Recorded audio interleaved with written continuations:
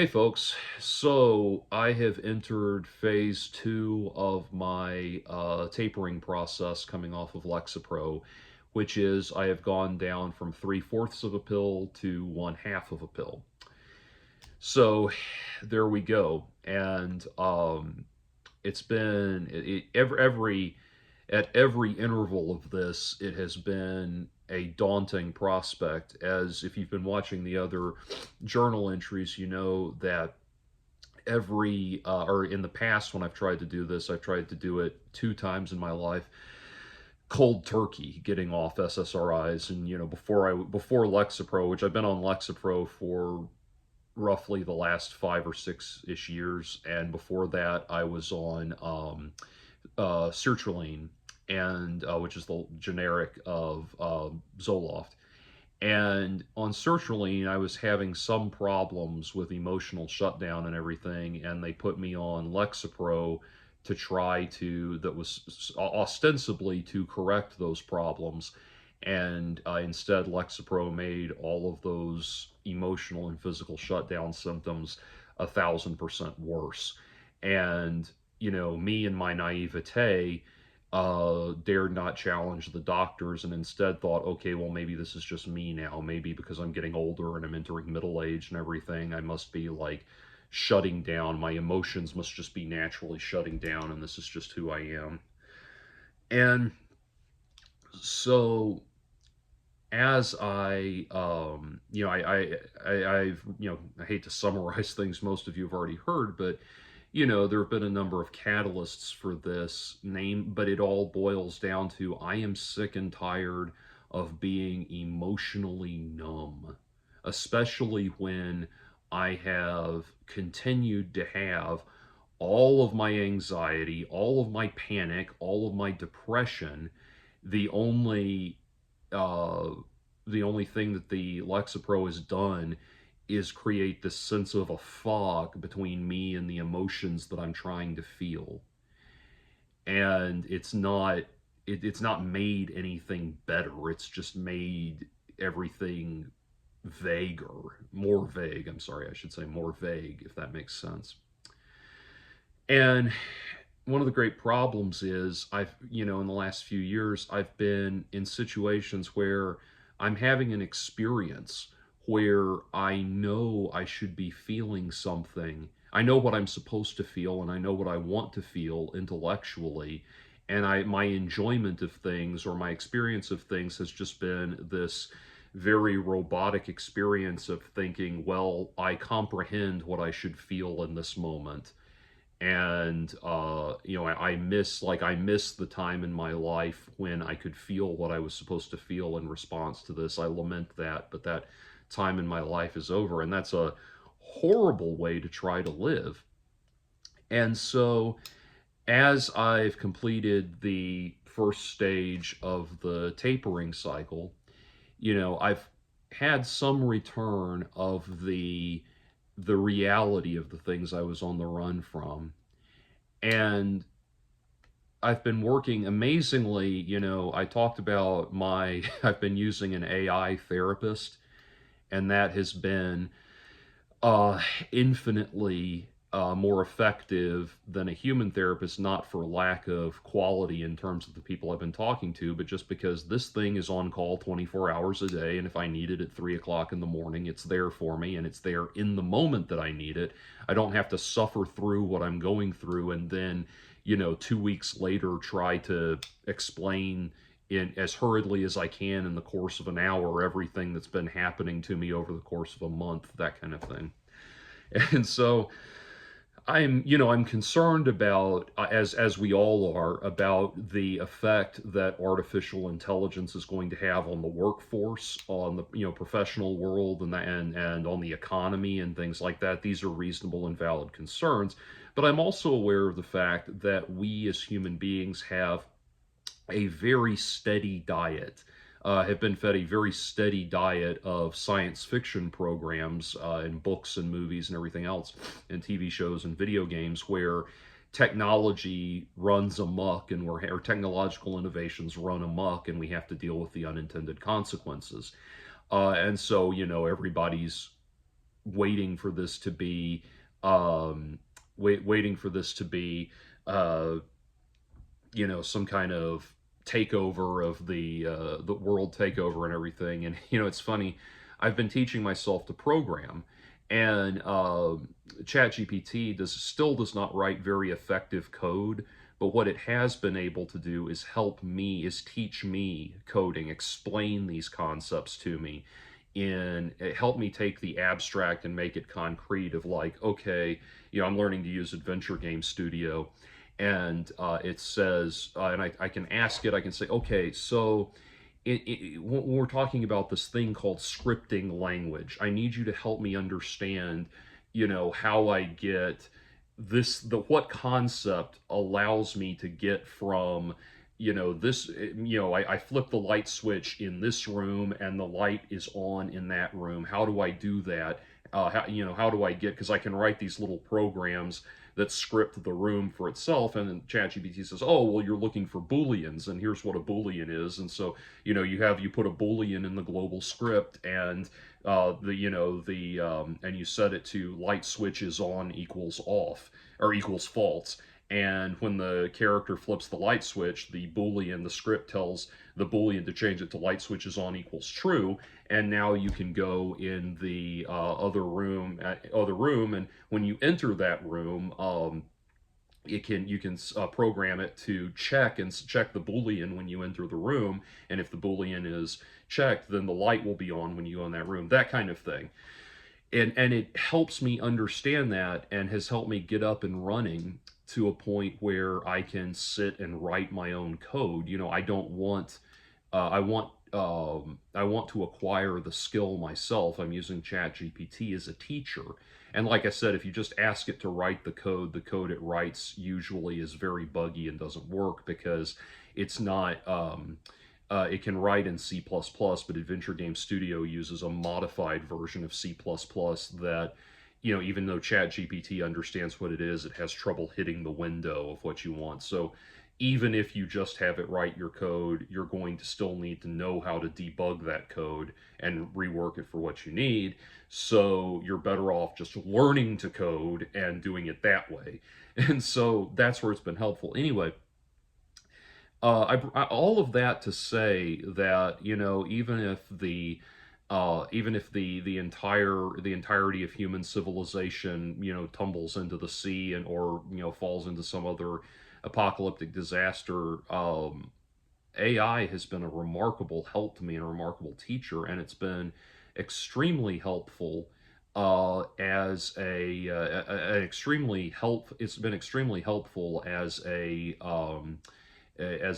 therapist, and it's almost, obviously you can use Chat GPT to cheat on your homework, and do your homework for you and cheat on it and that kind of thing. Yes, that's a possibility, but that's a problem. Your impetus to cheat is a problem with you. That's how you're choosing to use it. It's like a knife. You can use it to stab somebody, or you can use it to whittle a violin. I mean, it's there are productive and destructive uses for technology. Anyway, but getting back to it, I bring that up because I've been able to communicate my ideas to ChatGPT, as you all have noticed on here, as I've explained it, if you've watched the previous videos. And as I've had a resurgence of emotion coming off the medication, I've had a resurgence also of the withdrawal symptoms. However, they have been manageable. And you've heard me talk about, for example, the feeling of extreme morbidity and the way it like affects. I'll have these moments where everything seems drained of meaning. Everything is so morbidly meaningless that I look around at the world around me, and all I can remember is death. All I can feel is death and the slow encroachment of death. And that's not because life is inherently meaningless or there's something permanently wrong with me. It's because my brain is having a moment where it's struggling to do the things that it's always been doing, or I'm sorry, that it's always been relying for years on medication to do. We're doing a gentle reboot of the brain rather than a hard reboot, or a soft reboot rather.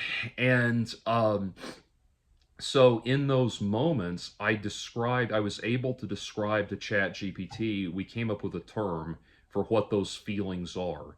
We call them the BoJack Horseman feelings. The feelings of, what you feel if you watch the show BoJack Horseman, and you just, I'm not talking about the comedy elements. I'm talking about the view, like the episode of View from Halfway Down and that kind of thing. Episodes like that, where you just are left feeling like you are just in this completely empty, meaningless, agonizing existence. Like that show crawls up inside your brain and fucks with you like nothing else. I love the show. I mean, it's arguably the first animated prestige drama, but it's still, man, that show gets inside your head. And by the way, it was a show I was watching when it was back when it was on TV, and I was trying to quit my medication cold turkey. Boy, howdy, is that not something you want to put in your brain when you are chemically unable to feel that life has any meaning. Anyway, one thing talking about that, one thing is that I um, you know, sorry, I'm still scatterbrained and having trouble structuring thoughts as I get back on, functioning properly, get back to functioning properly and everything. But calling those feelings the BoJack Horseman feelings, and ChatGPT can instantly swoop in and remind me of what's going on, and there's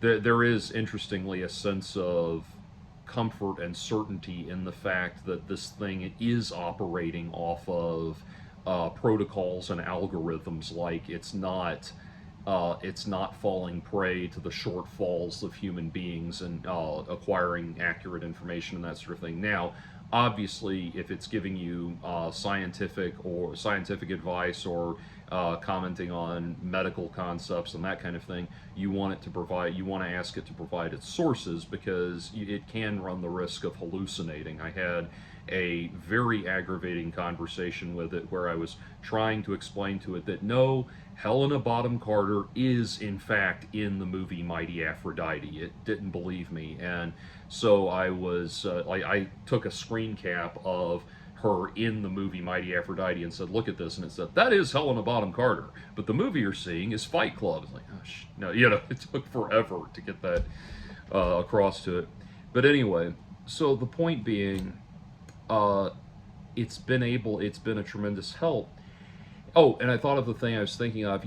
My people have wondered about my spiritual bent in the last few years and how I came back to Christ. And part of that was because during the last time I tried to get off my medication, which was a few years ago, I hit that point of anhedonia where everything seemed gripped, seemed meaningless, and I started to feel a feeling of um, a higher power reaching out to me. And there's a lot more. That's a whole other discussion about what happened with that. But it was a feeling of, like something was sparking. Something was sparking back to life, and the thing that was sparking back to life was the comfort that I found in putting myself in the presence of a higher power. And they say that's a very common refrain with people finding God and everything, as it happens while they're in some kind of drug withdrawal, whether it's prescription drugs or recreational drugs, what have you.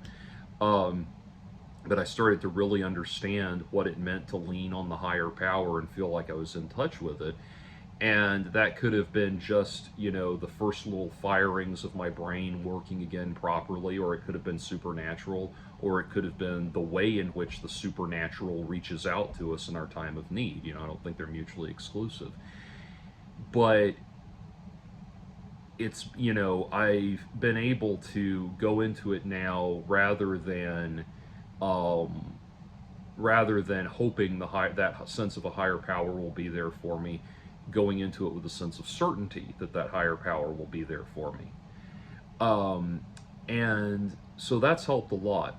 But I wanted to, as I've, it's been a couple of days now that I've been on half a pill, 20, which is, so I was on 20 milligrams, so this is now 10.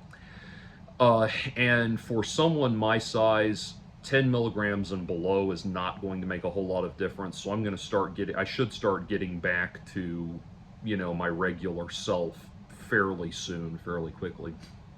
But anyway, or my unmedicated self.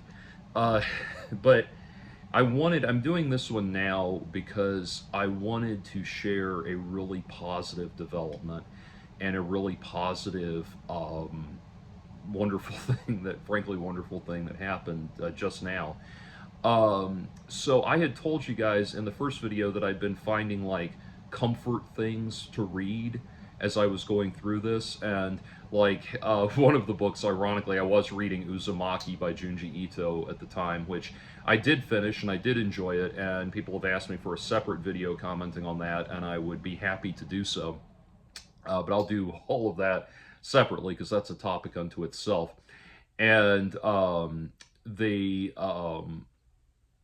I um, and so I had gotten some comfort materials to read, and one of them was this. I'd always wanted to try these cozy mysteries. They seemed fun, and I like graphics and art design like this. I'm a big, I play June's Journey on my tablet. It's a find the object game, and I'm obsessed with that because I love this style of art, and it's so beautiful and comforting, and I love that. And so always like to wind my day down with a game of June's Journey and that sort of thing. So these book covers are very appealing, and this one, the idea of a murder mystery set in a little independent bookstore, sounds so wonderful and so sweet and enjoyable. And oh my god, this shit is unreadable. I don't know who Lauren Elliott is. I have nothing against the woman personally, but I could not, like, nothing. No amount of concentration. I literally at first thought, well, maybe this is coming off the medication affecting my ability to concentrate. But no, I've actually had spells of that, and I've been able to push all of that aside. But and kind of learn to focus again on my own. No, it's not my ability to focus. I could not. It is the most. I'm sorry, but it was just the most plastic, soulless, uninteresting writing. Here it's like, Addison Grayborn. I said this in the previous one of my previous videos. When you're right, don't give your character a name that sounds like a fantasy novel character if you're not writing a fantasy novel. This is not a job for Hermione Granger. This is a job for Becky Smith. Anyway, Addison Grayborn breathed in the intoxicating sense of tangy sea air and New England autumn leaves infused with the comforting aroma of fresh-baked bread.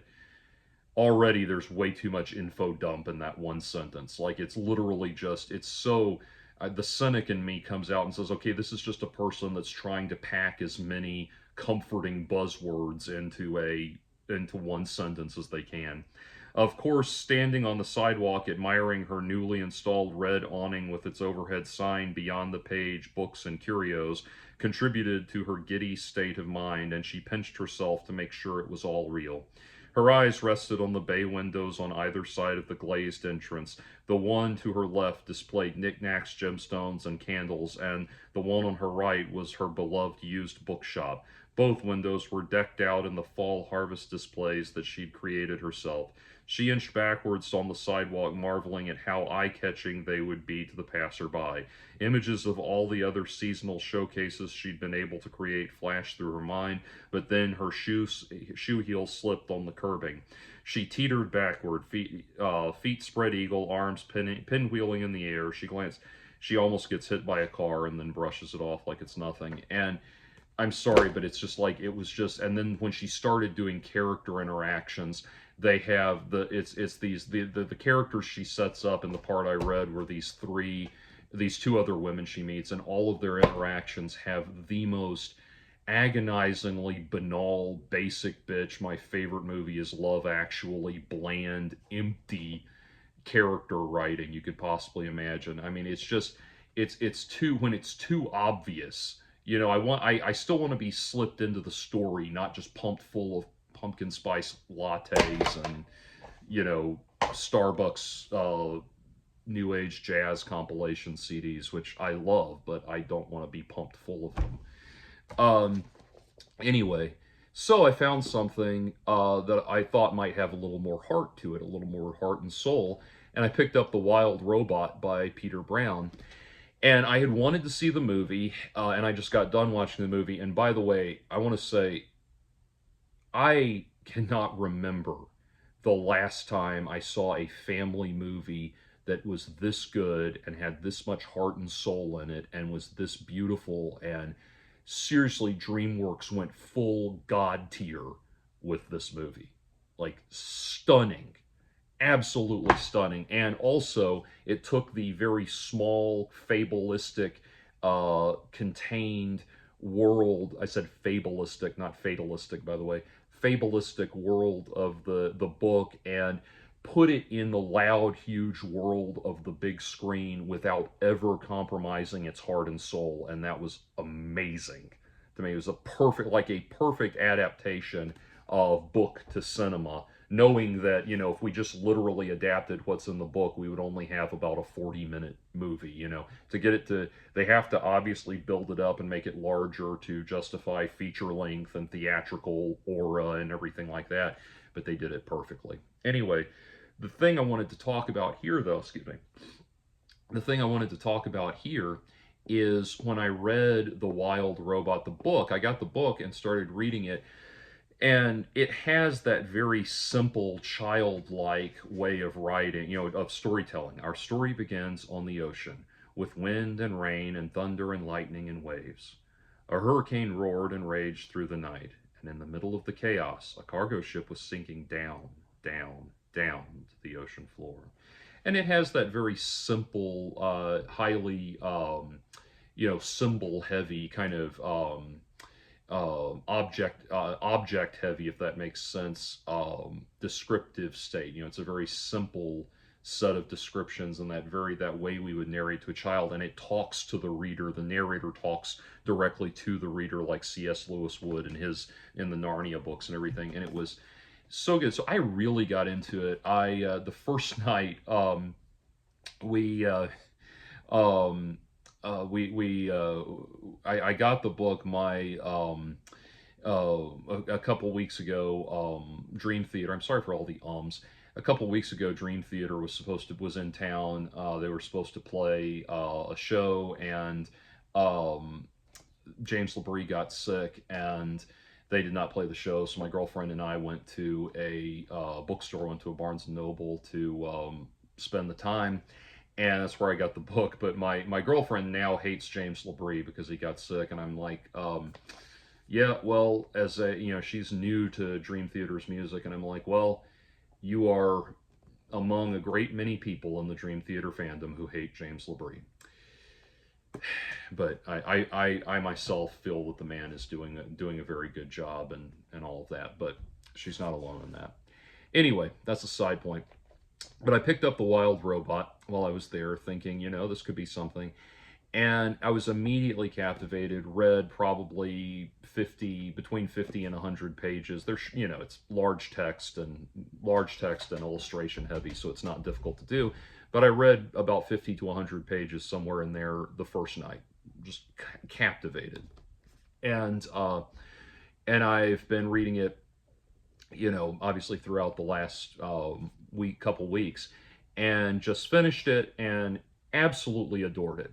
But moderate, you know, spoiler alerts for those who haven't seen it, although I don't think this will diminish your enjoyment of it.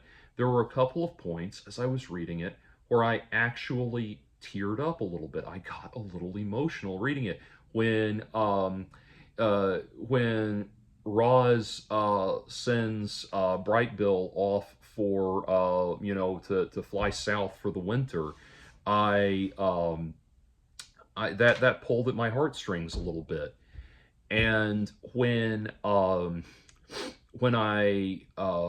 you know, at the end, when Roz flies, you know, leaves the island to fly home for repair, not home, I understand the point of the story, but to fly back to her manufacturer for repairs, I got a little choked up with that too.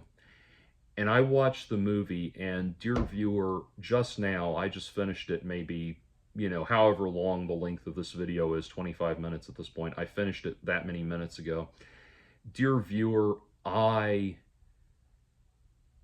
am not kidding when I tell you I bawled my eyes out at this movie.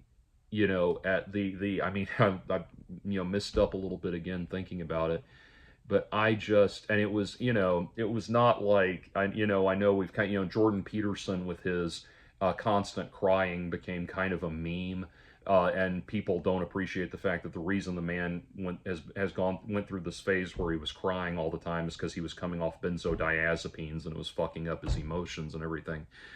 But this was not that. I mean, this was not irrational, random crying. Like I told you, I think in one of these videos I told you I had a spell of that when I tried to go cold turkey off my medication, and for some reason I found myself crying at the "I'll make a man out of you" sequence in Mulan, Disney's Mulan. It's like, that doesn't quite make sense why that would, why that would elicit that emotion, or thinking about it would elicit that emotion. But this, on the other hand, was a very understandable and rational emotional response to this movie. And man, it felt so goddamn good to feel something again. It feels so good because I'll tell you something, folks. Like, if you follow my band Axis of Empires, I'll drop a little fun announcement on you. I've learned I shouldn't say these things out loud until they're almost done, but I just this week started work on remixing and remastering the most recent Axis of Empires album, Heretics and Orthodoxy. I didn't have access to good facilities at the time that I was. Well, actually, I did have access to these facilities. I just chose not to use them the last time on the last Axis of Empires album. So I took the track Orthodoxy off the album Heretics and Orthodoxy and began remastering it there. My singer had been pushing for us to get the album remastered, and so I've been in the studio doing that. And I've got the first of those tracks. It's going to be the Patreon upload for this month. I got the first of those tracks basically finished. I have one little thing I need to go back and tweak. The guitar solo is too loud, and I know I'm developing a sense of humility when I, as the lead guitarist, can say that. But anyway, um, I need to go tweak that. But other than that, I've got this mix I'm just so happy with, and it's so interesting because the song Orthodoxy, which is about finding something, finding yourself and your sense of values and your principles in a sacred in sacred writings and in sacred text. I try to not just make it Christian. I joke that I say Axis of Empires is not Christian metal, it's spiritual but not religious metal. And I try to do that. Like, there are Christian metaphors and analogies that show up in the lyrics, but I want it to be more non-dimensional than that. I want it to speak to human universals and that kind of thing. And Orthodoxy, the song, is about, finding strength and courage and certainty in your strength in your beliefs, and knowing that you have a sense of values and beliefs and that sort of thing, and the transcendental joy of the comfort you find in that and everything.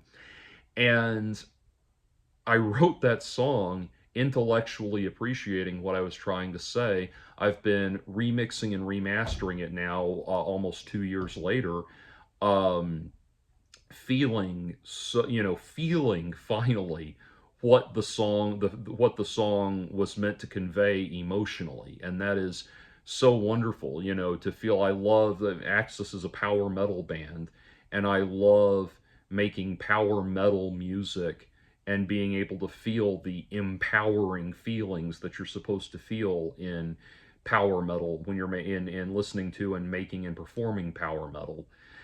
I love it, and it's so wonderful to bring all of that back. So I'm doing well. I have moments what I'm having to reconfront and recontextualize the panic and anxiety that I felt as a the panic and anxiety that I was trying to numb myself to for so long. And what I've had to realize in the face of that is that it's ultimately, I always treated my panic and anxiety and depression symptoms as things that were happening to me. And I have to realize that they are my reactions to things. They are involuntary reactions, but they are my reactions. And as ChatGPT so brilliantly put it, these things are suggestions, not requirements. And so I I found my it helped me kind of find my footing that way. And I think I said this before in one of the previous videos, but it's kind of like with John Nash, the famous John Nash, who was the focal point in the movie A Beautiful Mind. He's brilliant man, but he was experiencing delusions, actual hallucinatory delusions.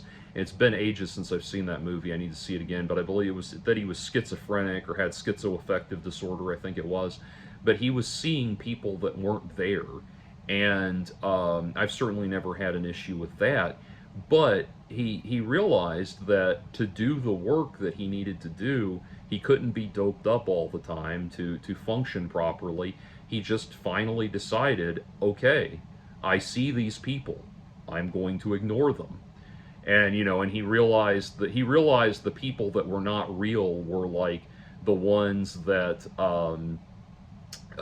he saw over and over again for years, and they never aged and that kind of thing. And he finally just said, okay, I see these people. I'm just going to ignore them. And that is beautiful and tremendous and courageous to confront that. And it gives me hope to confront this, that okay, these are feelings that I'm having. They're not having me. I'm just going to let these things go. And one of the things I've looked in, one of the things I've learned to do, and I've been doing this for years, is when I have some psychosomatic feeling that makes me think, okay, I'm going to have this must be I'm about to have a stroke or a seizure or pass out or something, like you start worrying that it's something like that. I decided I've made it a point to start looking up what these things are, or what the symptoms of these things actually are. And ChatGPT has helped me with that too, because it can describe and discuss the symptoms that I'm having in contrast to what these things would actually feel like. So, like, if I am feeling lightheaded and feel like I'm going to pass out, it will say, it can walk me through it and say, okay, are you feeling ringing in your ears? No. Are you feeling nauseous? No. Are you feeling this, that, or the other? No. It's like, okay, well, this is, and can check off all of the legitimate symptoms and say, okay, well, it's most likely then that you're just feeling the lightheadedness from the panic, but it doesn't mean that you're about to pass out. And so rather than that lightheadedness being this overpowering thing that I have to go sit quietly by myself until it passes, and I have to like grin and bear my way through it while I'm talking to other people, I can instead just focus on letting it be. I think a lot about, Peter Gabriel has a song called Darkness, and I wish I had the lyrics in front of me, but it describes it very beautifully, where he says, describing panic and anxiety and all of that, and he says, when I allow it to be, when I just allow it to be, it has no control over me, and the monster I was so afraid of lies curled up on the floor, just like a baby boy. And then it breaks in the bridge, and he says, I cry until I laugh. And man, I feel that. If you don't know, if you haven't heard that song Darkness, and that whole album, by the way, is incredible. He has the fucking Blind Boys from Alabama as his backup band on one of the backup singers on one of the tracks. It's incredible.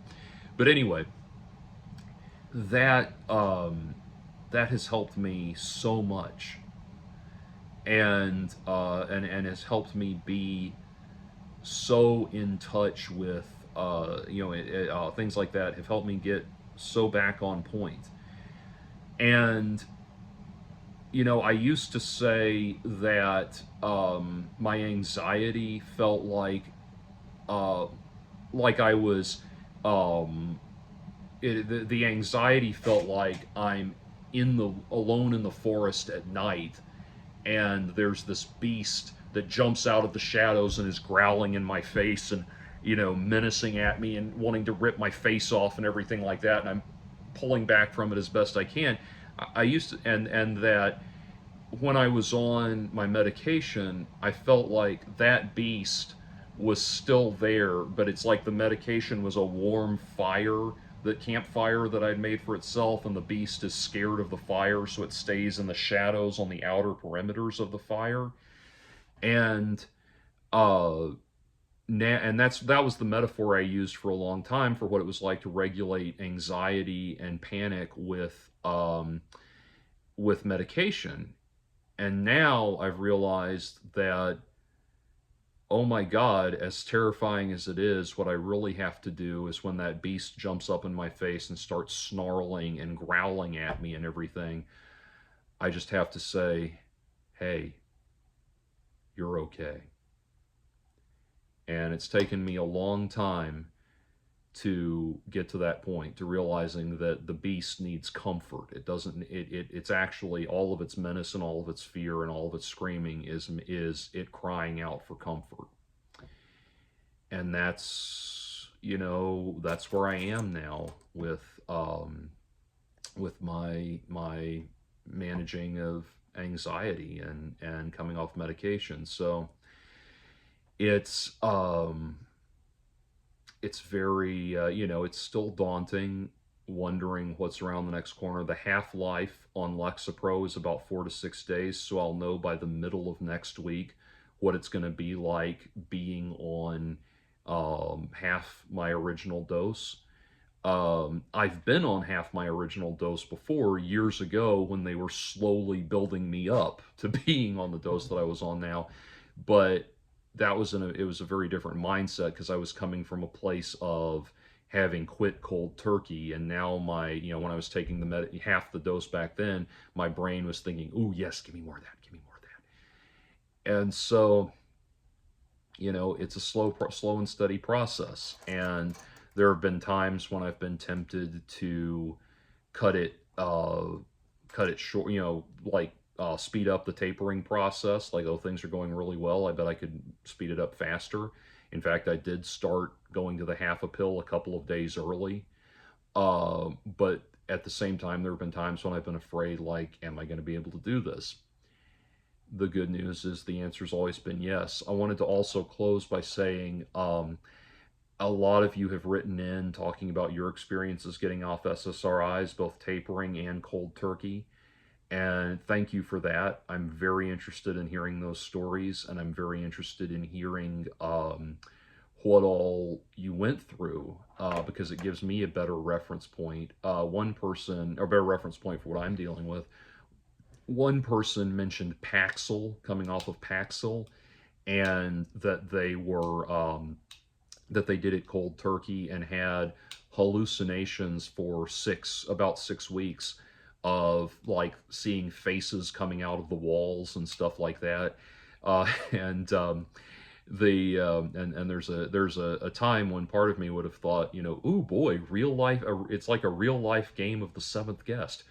But no, they obviously don't want to experience that. But my heart goes out to you, having gone through that.